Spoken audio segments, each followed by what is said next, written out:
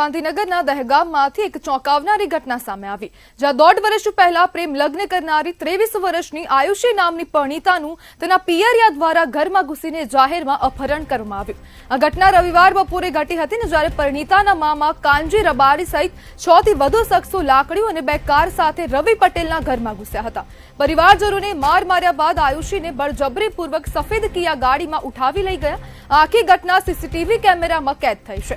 રવિ પટેલે દહેગામ પોલીસ સ્ટેશનમાં ફરિયાદ નોંધાવતા પોલીસે તાત્કાલિક ગુનો નોંધીને કાર્યવાહી શરૂ કરી છે।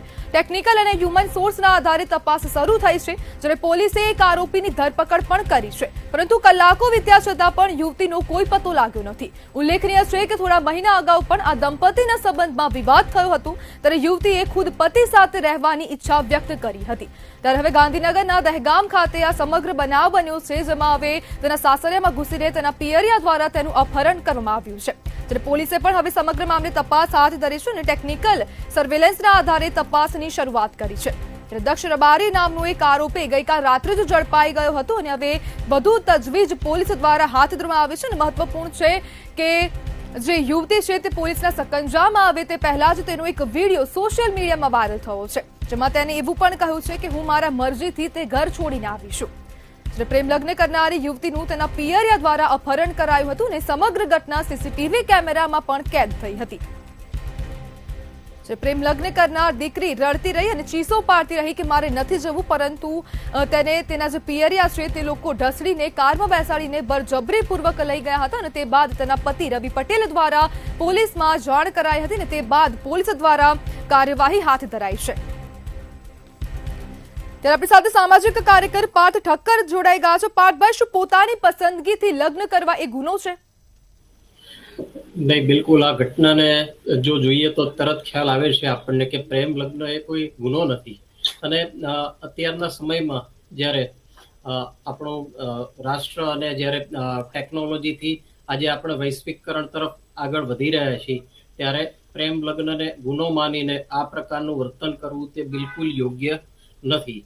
અને એ બંને સગીર છે, જ્યારે પોતે એજ લિમિટથી બહાર આવીને જ્યારે પોતાની સંમતિથી લગ્ન કરી રહ્યા છે, ત્યારે તેને આ રીતના વર્તનથી ઢસડીને માર મારીને લઈ જવો એ તો બિલકુલ યોગ્ય નથી, અમાનવીય વર્તન કહી શકાય।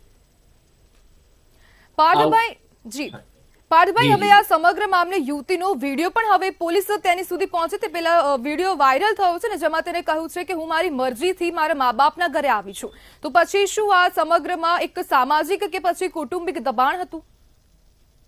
જી હા, કારણ કે જ્યારે યુવતી પોતે આ પ્રકારનું નિવેદન આપી રહી છે ને, જ્યારે આપ વિડીયો જોશો ત્યારે સમજાશે કે યુવતી પણ એને જ્યારે ઢસડી લેવામાં આવી હતી ત્યારે તે કહી રહી હતી કે ભાઈ મને છોડો અને બચાવો।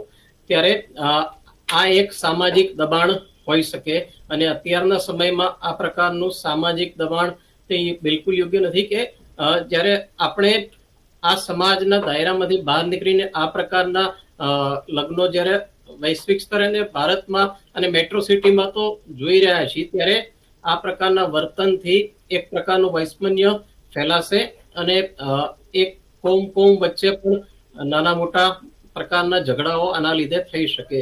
તો આ પ્રકારના વર્તનથી તો આપણે બચવું જ જોઈએ અને પોલીસે પણ આમાં એક સક્રિય ભૂમિકા ભજવવી જોઈએ।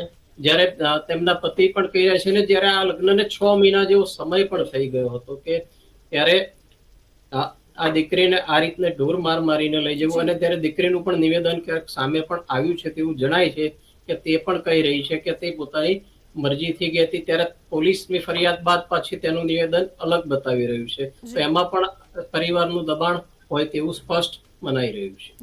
જી પાર્થભાઈ, જોડાવા બદલ આપનો આભાર। 1.5 વર્ષ પહેલા રવિ અને આયુષીએ પ્રેમ લગ્ન કર્યા હતા અને જે બાદ હવે આ સમગ્ર મામલો સામે આવ્યો ને તે બાદ હવે યુવતીનો એક વિડીયો પણ સોશિયલ મીડિયામાં વાયરલ થયો છે।